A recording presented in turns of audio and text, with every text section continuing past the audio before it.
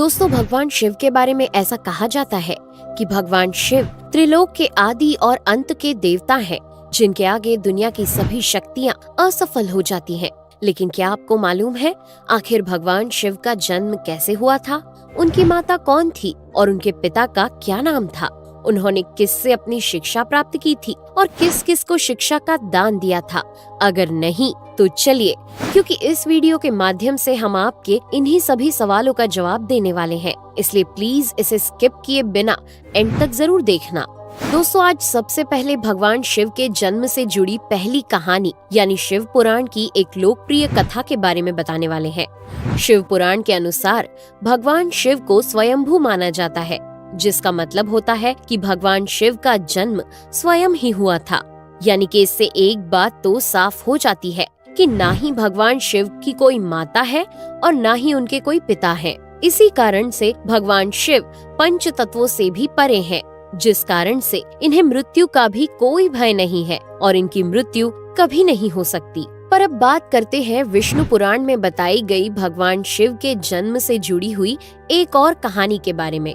विष्णु पुराण में बताया गया है कि भगवान विष्णु के माथे से निकलने वाले तेज के कारण भगवान शिव की उत्पत्ति हुई थी और उनके नाभि से निकलते हुए तेज से कमल पर विराजमान ब्रह्मा जी का जन्म हुआ था। मगर दूसरी ओर भगवान विष्णु के जन्म के बारे में शिव पुराण में बताया गया है कि एक बार की बात है जब भगवान शिव अपने घुटने मल रहे थे और उनके घुटनों से निकलने वाले मैल से भगवान श्री विष्णु जी का जन्म हुआ था। पर अगर ऐसा हुआ है तो विष्णु पुराण और शिव पुराण एक दूसरे से बिल्कुल अलग हैं। इस कथा के अलावा भगवान शिव के जन्म की एक और पौराणिक कथा काफी ज्यादा पॉपुलर है, जिसे शायद आपने बड़े बुजुर्गों से सुना होगा। पर अगर नहीं सुना तो आपकी जानकारी के लिए बता दें कि एक बार की बात है जब भगवान विष्णु और परम ब्रह्मा जी के बीच इस बात पर बहस छिड़ गई थी कि आखिर इस संसार में सबसे महान कौन है। और जब भगवान विष्णु और भगवान ब्रह्मा इस बात को लेकर बहस कर रहे थे तो एक जलते हुए खम्बे के रूप में महादेव उनके बीच आए थे। दोस्तों, वो दोनों इस रहस्य को नहीं समझ पाए और तभी अचानक से एक आवाज आई जिसने कहा कि जो भी इस खम्बे का छोर ढूंढ लेगा वही सबसे महान कहलाएगा। ऐसा सुनते ही ब्रह्मा जी ने एक पक्षी का रूप लिया और खम्बे का ऊपरी हिस्सा ढूंढने निकल गए। वहीं विष्णु जी ने वराह का रूप धारण किया और खम्बे का अंत ढूंढने निकल गए। बहुत देर तक खोजने के बाद भी दोनों में से किसी को भी खम्बे का छोर नहीं मिला और दोनों हार मानकर वापस आ गए। जिसके बाद भगवान शिव अपने असली रूप में आए और फिर भगवान विष्णु और ब्रह्मा जी ने ये मान लिया कि महादेव ही सबसे महान और शक्तिशाली हैं। इनसे बड़ी शक्ति इस दुनिया में कोई नहीं है। इसके साथ ही शिव पुराण में बताया गया खम्बा इस बात को दर्शाता है कि ना ही भगवान शिव जन्मे थे और ना ही उनका कोई अंत है। और एक कारण तो यही है कि भगवान शिव को स्वयंभू कहा जाता है, यानी भगवान शिव का अंत है ही नहीं, वे अमर हैं। अब हम बात करते हैं भगवान शिव से जुड़े एक ऐसे विषय के बारे में जो सबसे ज्यादा प्रसिद्ध है कि क्या भगवान ब्रह्मा भगवान शिव के पिता हैं? जी हाँ, इनकी ये कहानी लोगों के बीच काफी प्रसिद्ध है। तो आपको बता दें कि आखिर किस प्रकार भगवान शिव ने ब्रह्मा पुत्र के रूप में जन्म लिया था। इसके पीछे विष्णु पुराण की एक पौराणिक कथा है, जिसके अनुसार जब धरती, आकाश, पाताल या कहें पूरा यूनिवर्स जलमग्न यानी पानी में डूबा हुआ था, तब भगवान विष्णु के अलावा कोई भी देव या प्राणी इस संसार में नहीं था। तब केवल विष्णु ही जल सतह पर अपने शेष नाग पर लेटे हुए नजर आ रहे थे। जिसके बाद उनकी नाभि से कमल की डंडी पर ब्रह्मा जी प्रकट हुए और जब भगवान ब्रह्मा और भगवान विष्णु इस यूनिवर्स से संबंधित बातें कर रहे थे तब भगवान शिव प्रकट हुए, जिसके बाद ब्रह्मा ने उन्हें पहचानने से इनकार कर दिया। इस कारण से भगवान शिव रूठ गए और उनके रूठ जाने के कारण भगवान विष्णु ने उन्हें दिव्य दृष्टि प्रदान कर ब्रह्मा जी को भगवान शिव की याद दिलाई। जिसके बाद भगवान ब्रह्मा को अपनी गलती का एहसास हुआ और शिव से क्षमा मांगते हुए उन्होंने उनसे अपने पुत्र रूप में पैदा होने का आशीर्वाद मांगा। जिस कारण से भगवान शिव ने भगवान ब्रह्मा की प्रार्थना को स्वीकार करते हुए उन्हें ये आशीर्वाद दे दिया। लेकिन इसके बाद जब भगवान ब्रह्मा ने इस सृष्टि की रचना शुरू की तो उन्हें एक बच्चे की जरूरत पड़ी और तब उन्हें भगवान शिव का आशीर्वाद ध्यान आया। जिसके लिए भगवान ब्रह्मा ने तपस्या की और बालक के रूप में भगवान शिव उनकी गोद में रोते हुए प्रकट हुए। आपको बता दें कि ये भगवान शिव का एकमात्र बाल रूप है। जब भगवान ब्रह्मा ने उनके रोने का कारण पूछा तो उन्होंने बताया कि उनका कोई नाम नहीं है। तब भगवान ब्रह्मा ने भगवान शिव का नाम रुद्र रख दिया, जिसका मतलब होता है रोने वाला। पर इसके बावजूद भी भगवान शिव चुप नहीं हुए, इसलिए ब्रह्मा ने उन्हें दूसरा नाम दिया। पर शिव को वो नाम भी पसंद नहीं आया और फिर भी वे चुप नहीं हुए।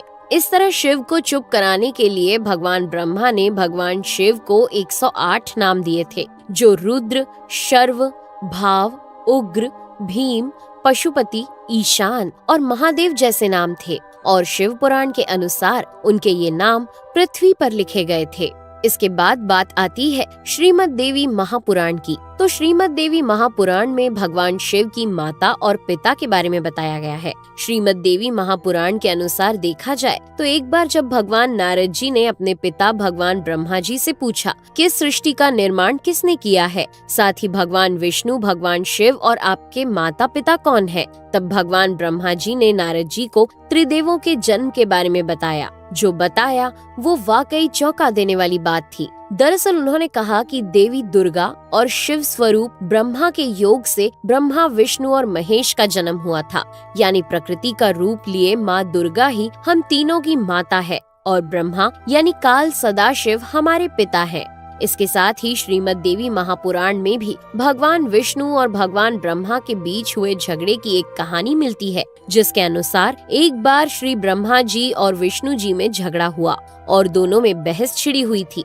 तब भगवान ब्रह्मा ने कहा कि सृष्टि को मैंने बनाया है और मैं ही प्रजापिता हूँ, जिसके जवाब में भगवान विष्णु जी ने कहा कि मैं आपका पिता हूँ, क्योंकि आप मेरी नाभि से निकले हुए कमल से पैदा हुए हैं। और धीरे धीरे कर ये बहस बढ़ती गई।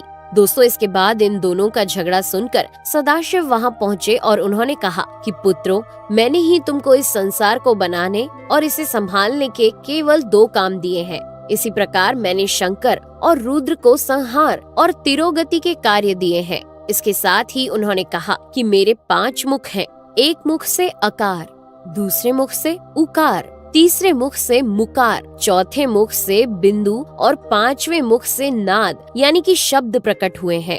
उन्हीं 5 को एक साथ मिलाकर देखा जाए तो एक अक्षर ओम बनता है, जिसे आज हम सभी भगवान शिव के मूल मंत्र के रूप से जानते हैं। इतना कहने के बाद भगवान ब्रह्मा और विष्णु दोनों ही समझ गए कि भगवान शिव से ज्यादा शक्तिशाली इस दुनिया में कुछ भी नहीं है और दोनों ने भगवान शिव को प्रणाम किया और चले गए। चलिए दोस्तों, अब जब आप भगवान शिव के बारे में इतना तो जान ही चुके हैं, तो क्या आपको पता है कि आखिर भगवान शिव ने किससे शिक्षा प्राप्त की थी और उनके गुरु कौन थे?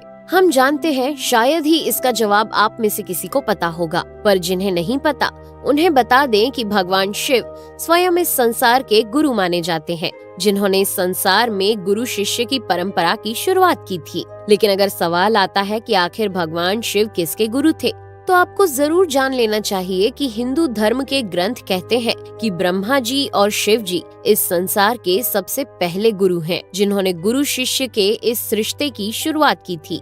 जहां भगवान ब्रह्मा ने अपने मानस पुत्रों को शिक्षा प्रदान की थी, वहीं भगवान शिव ने अपना ज्ञान केवल अपने 60 शिष्यों को दिया था। यानी भगवान शिव 60 शिष्यों के गुरु थे और वे जिन शिष्यों के गुरु थे उन्हें आज के समय में सप्त ऋषियों का दर्जा दिया गया है। तो दोस्तों, ये थे भगवान शिव के जन्म से जुड़े हुए कुछ फैक्ट्स, जो आपको कैसे लगे हमें कमेंट करके जरूर बताइए। साथ ही अगर आपको वीडियो पसंद आया हो तो इसे लाइक और चैनल को सब्सक्राइब करना बिल्कुल ना भूलें। धन्यवाद।